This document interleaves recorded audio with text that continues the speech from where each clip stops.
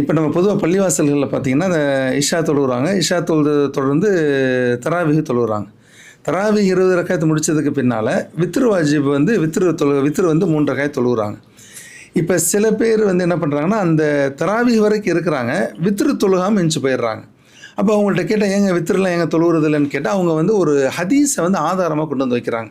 ஸல்லல்லாஹு அலைஹி வஸல்லம் சொல்லியிருக்கிறாங்க, ஒரு நாளினுடைய கடைசி தொழுகை வந்து வித்ரு தொழுகை தான்.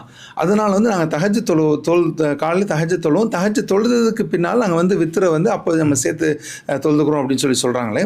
இப்போ இது எது சரிங்க சார்? ஸல்லல்லாஹு அலைஹி வஸல்லம் சொன்னது உண்மைதான். உங்களுடைய கடைசி தொழுகையாக வித்திரை அமைத்து கொள்ளுங்கள் என்று ஸல்லல்லாஹு அலைஹி வஸல்லம் சொன்னாங்க. அது உண்மைதான். ஆனால் அதை வச்சுக்கிட்டு இவங்க விளங்கி இருப்பது தவறு. அதாவது கடைசியாக தான் தொழுவணும், முற்கூட்டியெல்லாம் தொழக்கூடாதுன்னு இவங்க வழங்கிட்டாங்க. அப்படிலாம் கிடையாது. அப்படி அமைந்தால் சிறந்தது அப்படிங்கிறது தான். இன்னும் கூட எல்லாருக்கும் அது சிறந்ததுன்னு சொல்ல முடியாது. அது கட்டாயம் அல்ல. அப்படிங்கிறதுக்கு நான் உதாரணம் சொல்லவா?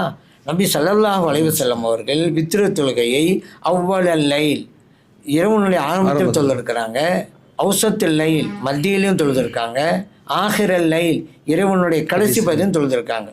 இது முஸ்லீம்லேயே பதிவு செய்யப்பட்ட ஹதீஸ். அப்படி பார்த்தா நபி ஸல்லல்லாஹு அலைஹி வஸல்லம் அவர்கள் ஒவ்வொரு நாளும் தஹஜ்ஜுத் தொழுதாங்கல்ல, இரவுனுடைய ஆரம்பத்தில் வித்ரு தொழுதுட்டாங்களே.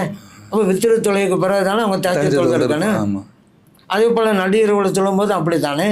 அப்போ ஏன் இப்படி செஞ்சு காட்டுறாங்க? வித்ரு என்பதை இரவனுடைய எல்லா பகுதிகளிலையும் நீங்கள் தொழுவலாம், உங்களுடைய விருப்பம் தான் அது.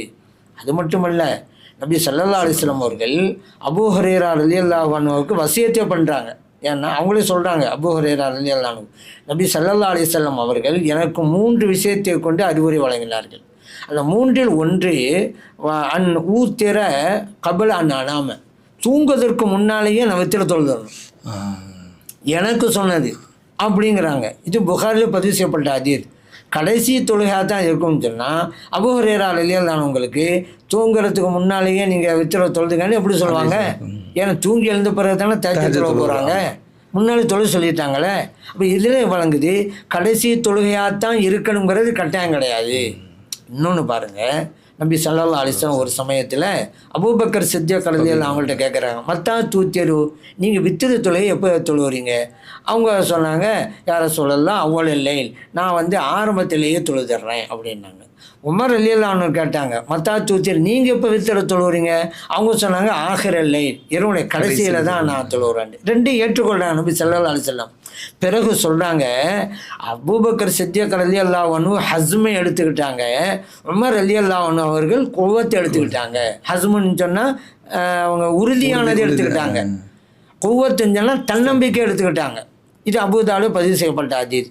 ஏன் அபூபக்கர் சித்திக் ரலியல்லாஹு அன்ஹு உறுதியானதை எடுத்துக்கிட்டாங்கன்னு சொன்னால், ஆர்வம் தொழுதுறாங்கல்ல, சப்போஸ் கடைசியாக தொழுவோம் அப்படின்னு நினச்சி தூங்கி சுபு வரைக்கும் எழுந்திருக்கலாம் வச்சுக்கிறோங்க, வித்திரு போச்சே, நம்ம கடைசியாக தொழுவோம்னு நினச்சாங்க, ஆனால் வித்திரு போயிடுது. ஆனால் ஆரம்பத்தில் தொழக்கூடியவங்களுக்கு இப்படி நிலைமை ஏற்படவே செய்யாத, உறுதியாக கிடைச்சிருது. அதனால உறுதியானதே தெரிந்து கொண்டாங்க.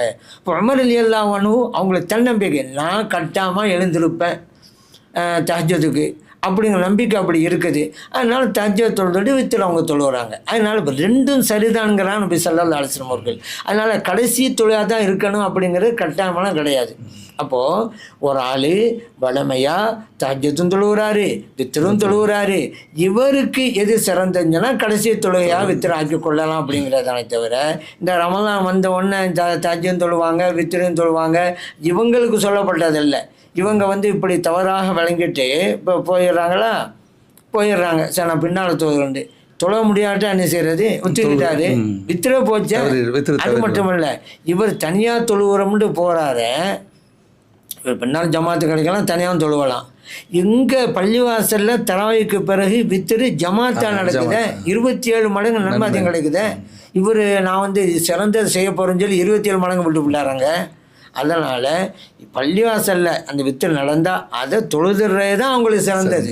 அதனால் இப்படி சொல்லிக்கிட்டு அந்த ஹதீஸை தவறாக விளங்கிட்டு இப்படி தான் செய்யணும் அப்படின்னு ஒன்று வழங்கிட்டாங்க. அவங்க அப்படி செய்ய தேவையில்லை. அதே மாதிரி இப்போ ஒரு நபர் ஒரே இரவில் தராவி தொழுதுக்கு பின்னாலையும் வித்திரு தொழுகிறார், காலையில் அவர் தஹஜ்ஜுத் தொழுதுக்கு பின்னாலையும் வித்திரு தொழுகிறார்னா, ஒரே மனிதர் ஒரே இரவில் 2 வித்திரு தொழுகலாமா? கிடையாது. வித்திரு என்றாலே ஒரு தடவை தான். ஏன்னா தெளிவாக இருக்கும், மார்க்கத்தில் தெளிவாக இருக்குது. வித்திரு என்பது ஒரு தடவை, இரு தடவை இல்லை. இரு தடவை வித்திரு வந்துட்டாலே அது வித்திருங்கிற போயிடும் ஒற்றையா சார்? உதாரணத்துக்கு. அதனால கலையை ஒரு தடவை தான்.